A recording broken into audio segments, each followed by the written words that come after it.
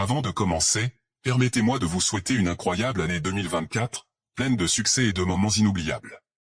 Que cette nouvelle année vous apporte tout ce que vous désirez, et bien plus encore. Maintenant, plongeons dans cette série qui est une pépite.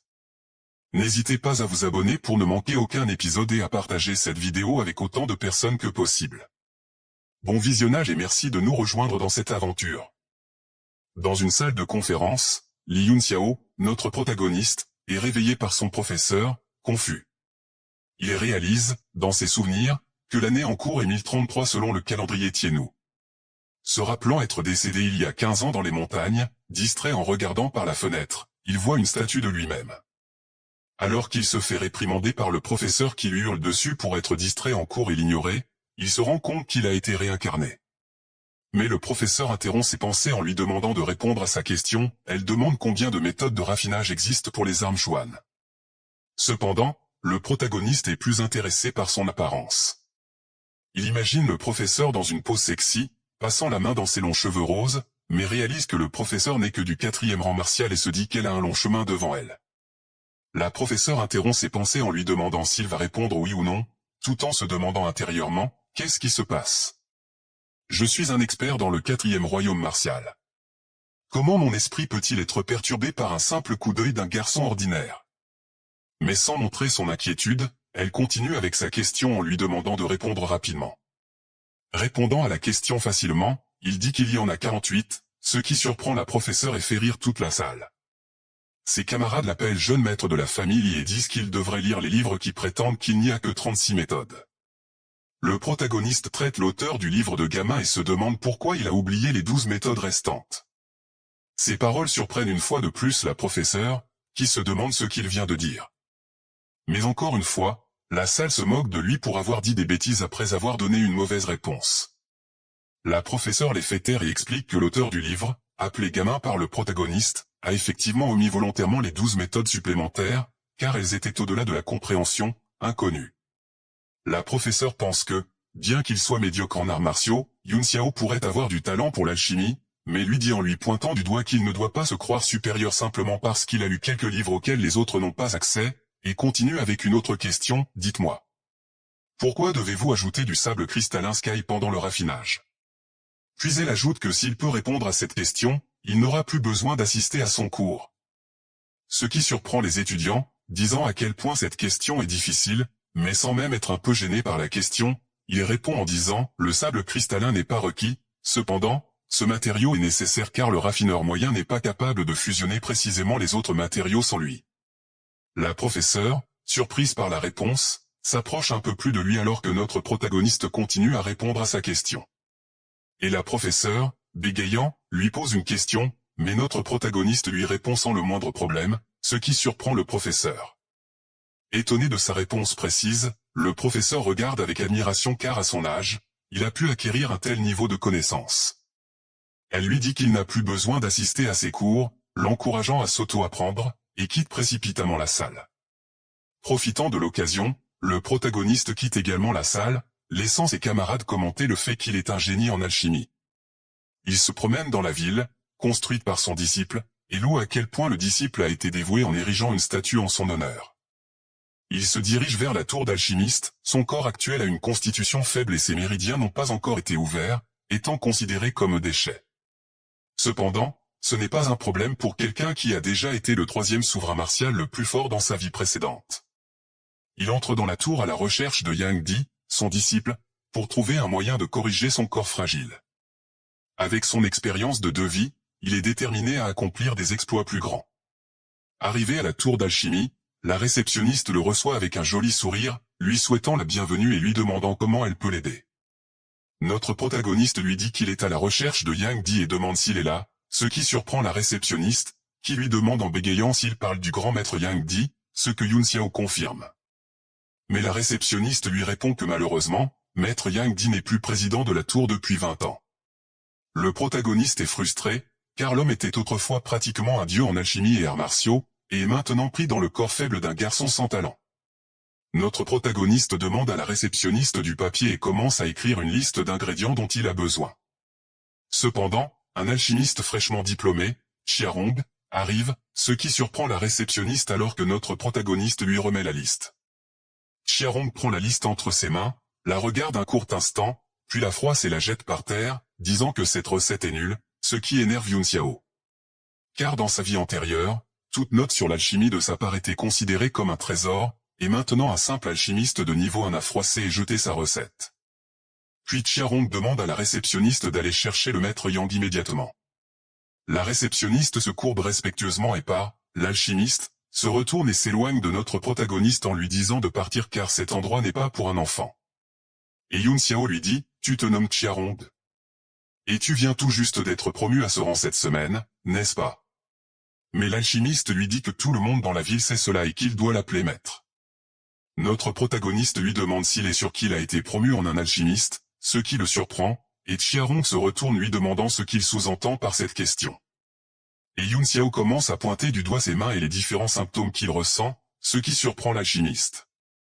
Notre protagoniste continue à pointer du doigt ses problèmes et le fait qu'il y a des traces du soufre du tigre dans son corps, causant des dommages graves à ses mains et à ses méridiens. L'alchimiste est effrayé d'entendre les détails précis des effets, prétendant que ce que dit le protagoniste n'a aucun sens. Il se retourne pour s'en aller, mais notre protagoniste le retient en lui disant qu'il ne sait pas tout, lui expliquant les autres endroits de son corps qui sont affectés, ce qui surprend l'alchimiste. Notre protagoniste mentionne que pour rester en vie, il devrait réduire sa pratique et se faire amputer les mains, et perdre sa cultivation, ce qui est dommage pour un alchimiste de son niveau. Il affirme avoir une méthode pour sauver l'alchimiste, mais comme il a été expulsé, il commence à partir. Cependant, l'alchimiste pourchasse notre protagoniste, le saisit par les épaules et lui demande la recette à cet instant. Surpris par cette action, notre protagoniste fixe le visage de l'alchimiste, déconcerté par son comportement. L'alchimiste, essayant de paraître supérieur, pense que ce gamin est inférieur, mais des sueurs froides et une peur bleue se lisent sur son visage. Il s'incline finalement et demande de l'aide, ce qui surprend les gens autour d'eux. Yun Xiao demande la recette qu'il avait froissée auparavant, surprenant l'alchimiste. Comme s'il s'était téléporté, il prend la liste et la donne à Yun Xiao, surprenant tout le monde présent lors de cette scène. Yun Xiao prend la liste, s'y mouche et la froisse dans sa main avant de la jeter par terre. Il dit à l'alchimiste de trouver 10 lots de cette liste à l'académie en précisant que son nom est Li Yun Xiao. Il conclut en disant, le respect n'est pas quelque chose qu'on accorde aux autres, tu supplies pour l'avoir ou tu le gagnes. Et lorsqu'il s'agit de cela, mes amis, s'en prendre à un protagoniste, c'est demander à être humilié, il n'y a pas de secret là-dedans. Lorsque Yun Xiao répète cette phrase, l'alchimiste ressent une énorme pression et voit le spectre d'un tigre à l'arrière de notre protagoniste, ce qui le fait trembler de peur. En partant, notre protagoniste lui dit que s'il ne peut pas trouver ce qu'il lui a demandé, il peut oublier l'idée de pratiquer l'alchimie pour le reste de sa vie. Cela surprend l'alchimiste qui lui dit que ce ne sera pas facile pour lui de trouver ces éléments car dans la liste, il y a des éléments qu'il n'a jamais vus de sa vie. Il lui demande comment être sûr qu'il ne ment pas, mais notre protagoniste lui dit qu'il est intelligent et que c'est à lui de voir s'il veut lui faire confiance ou pas. Il lui donne une recette pour soulager sa souffrance et lui permettre de durer encore quelques jours de plus. Cependant, les personnes présentes regardent l'alchimiste arrogant se faire humilier par un gamin, ce qui l'énervait et il promet qu'il se vengera dès que ses mains seront guéries. La réceptionniste se trouve devant son chef et fait son rapport. Elle lui explique la complexité des éléments de la liste que Yun Xiao lui a donnée, ce qui surprend l'alchimiste de niveau 2. Il est étonné d'entendre le nom de certains ingrédients. La réceptionniste continue de lui citer le nom de certains éléments, ce qui surprend l'alchimiste qui lui demande si le jeune a laissé ses contacts. Cependant, la réceptionniste lui répond que non, tout en étant surprise que l'alchimiste s'intéresse autant à la liste de recettes. L'alchimiste de niveau 2 regarde la liste des éléments dont la réceptionniste se rappelle et demande à la réceptionniste de l'avertir dès que ce jeune revient dans la tour d'alchimiste. Pendant ce temps, Yun Xiao se promène dans la ville qui lui est nouvelle. Il regarde dans ses poches et voit un anneau spatial. Il remarque beaucoup de choses, mais ce qu'il trouve utile est une épée et un magazine très intéressant qu'il va laisser de côté un moment. Ensuite, il retire cette épée de son anneau spatial, la met sur son épaule et se rend en direction de son académie. Cependant, son chemin est barré par deux figurants et l'un d'entre eux essaie de l'attraper. Notre protagoniste parvient à l'esquiver facilement. L'un des figurants lui dit qu'il a attiré beaucoup trop d'attention aujourd'hui et qu'il doit lui donner une leçon. Cela l'énerve un peu, mais avant qu'il puisse prononcer un seul mot, deux de ses amis, Anbai et Chen Zhen, se mettent entre eux. Ils disent que s'ils veulent faire quelque chose à son ami, ils devront d'abord les affronter. L'un des figurants fonce dans leur direction, préparant de l'énergie dans sa main, et les deux amis de Yun Xiao foncent dans leur direction. Leurs deux coups collisionnent, l'un exerçant de la force sur l'autre, et ils finissent par se repousser mutuellement.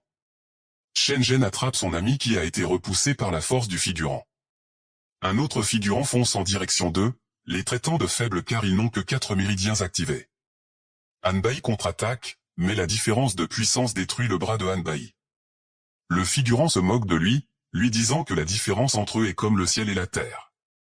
L'autre, avec un sourire, leur dit de laisser le protagoniste tout seul. Cependant, une autre amie du protagoniste se met devant eux, qui est la princesse Qin Rushe, la princesse de Tianshui. Elle leur demande d'arrêter, ce qui fait penser à notre protagoniste que l'ancien propriétaire de ce corps avait de très bons amis. Les figurants se retournent pour s'en aller, ce qui soulage les amis de Yun Xiao. Cependant, notre protagoniste les arrête en leur disant de ne pas bouger car ils ne vont pas s'en tirer aussi facilement après avoir blessé ses amis. Mais l'un des figurants dit, il semble que l'un des déchets a une objection. Notre protagoniste se rapproche d'eux en tenant son épée derrière lui, puis s'appuie sur son épée en leur disant « Je veux juste voir la fameuse énorme différence qui existe entre quelqu'un avec 5 méridiens ouverts et moi sans aucun de mes méridiens ouverts », ce qui surprend ses amis et énerve les figurants. L'un d'eux fonce en direction de notre protagoniste, activant ses 4 méridiens ouverts. Ses amis sont inquiets pour lui mais entendent un énorme son, ce qui surprend tout le monde.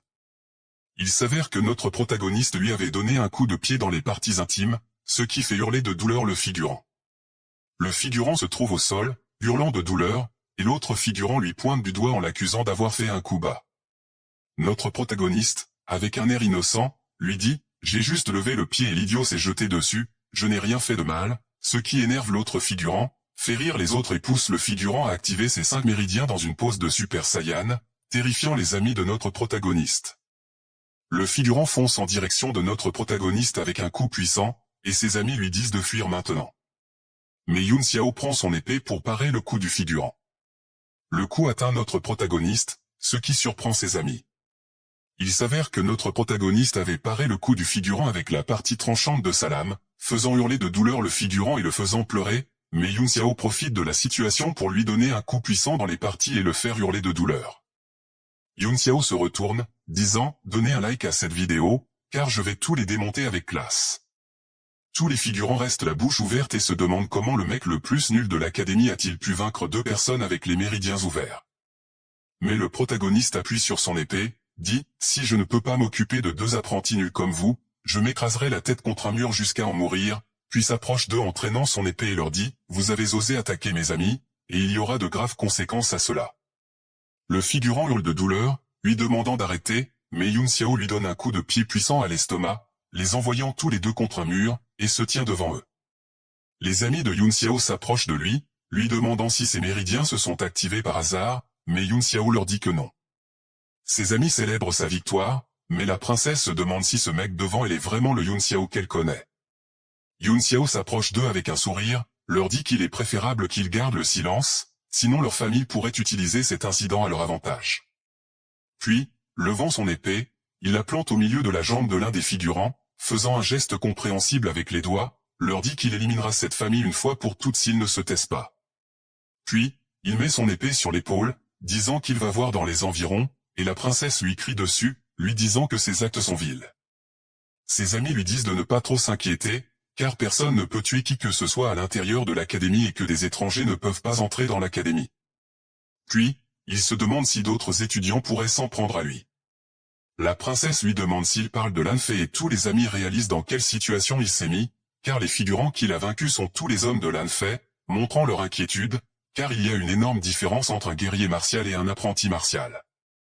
Et notre scène change avec notre protagoniste s'approchant de son appartement. Une fois dans sa chambre, il est réfléchi à la faiblesse de son corps et décide de le renforcer d'une manière ou d'une autre. Il décide d'utiliser la technique du corps tyrannique, une technique utilisée par l'un des 10 souverains. Tiennou a tenu une conférence martiale pour classer les 10 artistes martiaux les plus forts. Ils ont été nommés les 10 souverains martiaux et représentent le sommet de la société martiale à Tiennou. Parmi ces 10 souverains, le plus fort a reçu le titre de tyran martial souverain. Sa technique de trempe corporelle était sa technique signature, acquise par Gu Feiyan par hasard dans le passé et maintenant par Li Yunxiao. Malheureusement, dans sa vie précédente, il avait négligé le développement de cette technique pour d'autres intérêts. Cependant, maintenant, bien qu'il parle de l'affaire et prenne une pause, son corps tremble et il tombe au sol, choqué par l'intensité de la pratique, rien de moins que prévu pour une technique appartenant au souverain le plus fort. Malgré la douleur et l'inconfort, il continue de s'entraîner sans relâche. Une énorme quantité d'énergie s'échappe de son corps. Il hurle de douleur, puis l'énergie le lance au loin. Après avoir craché du sang en frappant le mur et s'être tenu la tête, il se dit que si le bâtard pouvait le faire, lui aussi peut le faire, reprenant son entraînement. Le jour suivant, à la salle de sport, maintenant qu'il possède une fondation comme le corps tyrannique, il pourrait s'entraîner en utilisant les chambres de gravité pour augmenter l'intensité de l'entraînement. Il est nostalgique en voyant les autres s'entraîner, se souvenant des décennies passées où il a parcouru le même chemin pour arriver au sommet. Il a oublié qu'il devrait probablement le refaire. Compte tenu de son corps actuel, il choisit les chambres de gravité augmentées de 10x, et quand il entre, il est incrédule. Une simple chambre à 10x exerçait déjà une pression énorme sur son corps. Voyant que toutes les chambres étaient occupées, il utilise son sens divin pour trouver une qui allait bientôt se libérer. Lorsque le gars de la chambre 13 sort, tout le monde est agacé, car ils attendaient depuis longtemps et le protagoniste vient d'entrer et a eu la chance d'en trouver une. Alors que le protagoniste s'apprête à entrer, un apprenti l'arrête, essayant d'utiliser son titre d'apprenti martial avec cette méridien pour prendre la chambre. Mais le protagoniste dit qu'il se moque bien du titre et demande au gars de partir. Le gars insiste, disant que s'il peut utiliser la chambre, le protagoniste pourrait utiliser son nom en cas de problème à la salle de sport. Une fois de plus, le protagoniste ordonne au gars de partir immédiatement.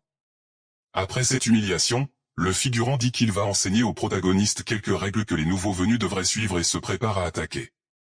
Lorsqu'il libère sa puissance, les figurants autour des deux commentent les mêmes choses que d'habitude, qu'il était incroyable, etc.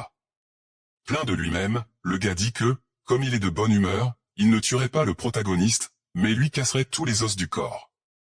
Mais le protagoniste dit que sa technique était le point du tigre et qu'elle exigeait un moment précis pour que l'attaque soit fatale, et s'en va en marchant comme si le figurant était insignifiant. Évidemment, cela ne fait qu'irriter davantage le gars, qui attaque et dit qu'il va tuer le protagoniste pour son arrogance. Lorsque notre protagoniste prend position pour le combat, la pression qu'il exerce sur le figurant est presque comme si le gars était une brebis à l'endroit à l'abattoir, selon les mots du figurant lui-même.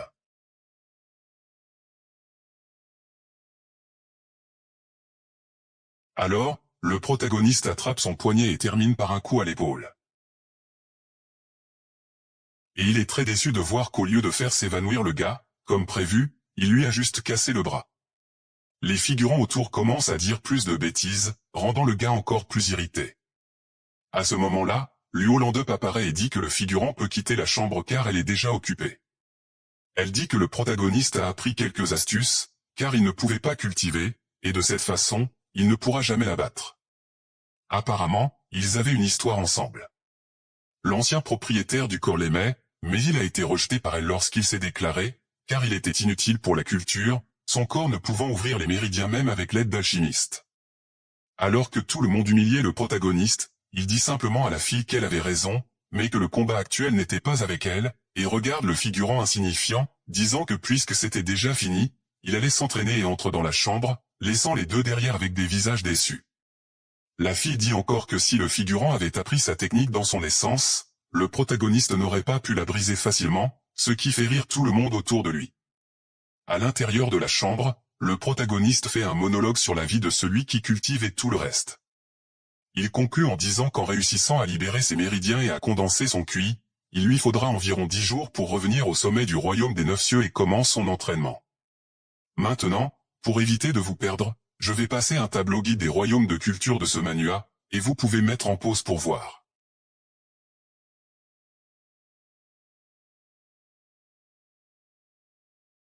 Dans la chambre de gravité, le protagoniste souffrait.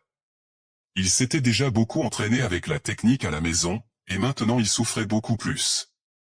Même en transpirant des litres de ketchup, il était excité par l'entraînement dans la chambre, disant qu'en 3 jours, il aurait le même physique qu'un apprenti martial, ce qui augmenterait de 60% ses chances d'ouvrir ses méridiens.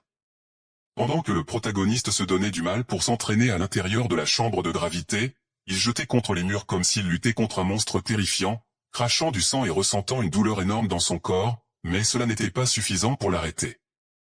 Il se releva, le corps tremblant, et reprit sa pose pour entraîner sa technique du corps tyrannique, crachant du sang partout.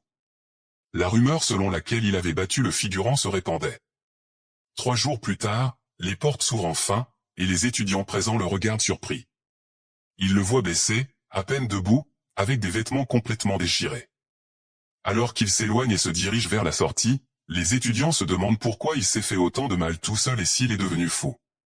Pendant ce temps, d'autres commentent qu'il a sûrement fait cela pour impressionner la jeune fille dont il est amoureux. Un figurant qui voulait entrer dans la chambre est surpris de ce qu'il voit, lance un cri qui surprend tous les autres, qui se retournent pour voir de quoi il s'agit.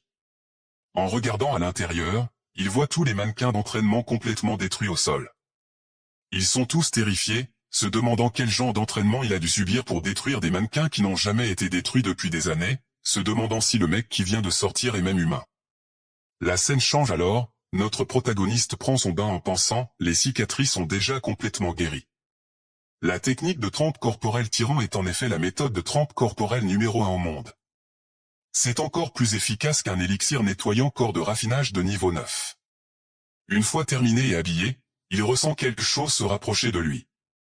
Il attrape la main de la personne et la jette au sol. La personne se révèle être son ami, qui hurle de douleur, demandant pourquoi il lui a cassé le bras. Mais en regardant de plus près, Yun Xiao se rend compte que son bras n'est pas cassé.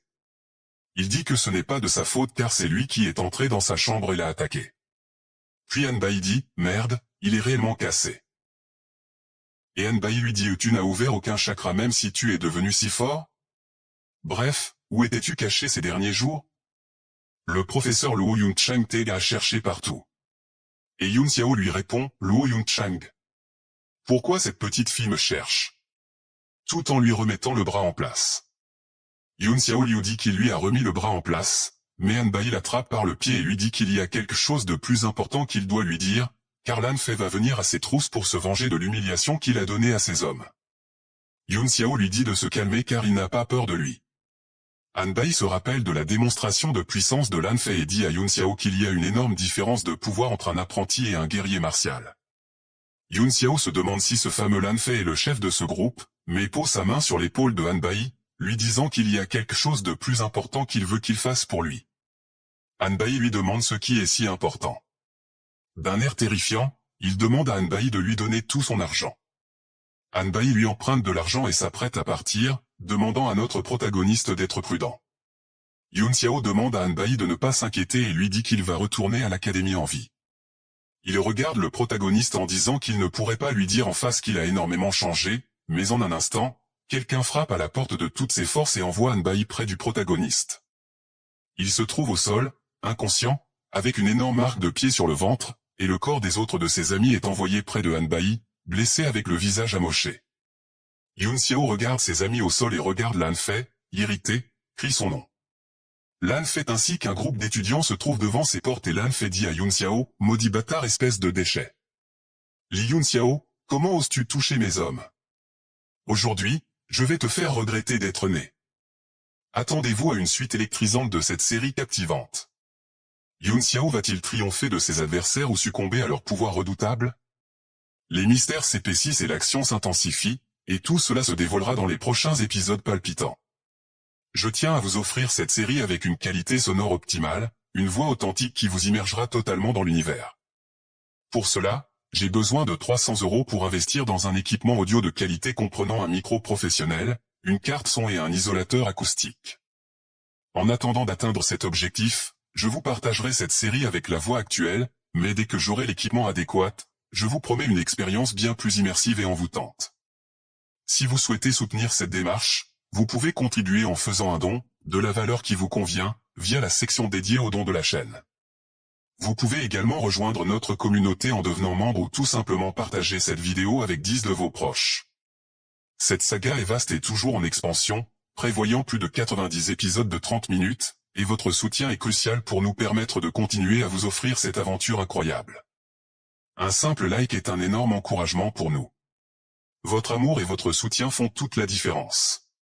Je vous remercie du fond du cœur pour votre engagement et je vous souhaite une merveilleuse année à venir. Restez connectés pour de nouvelles aventures passionnantes. À très bientôt, ciao.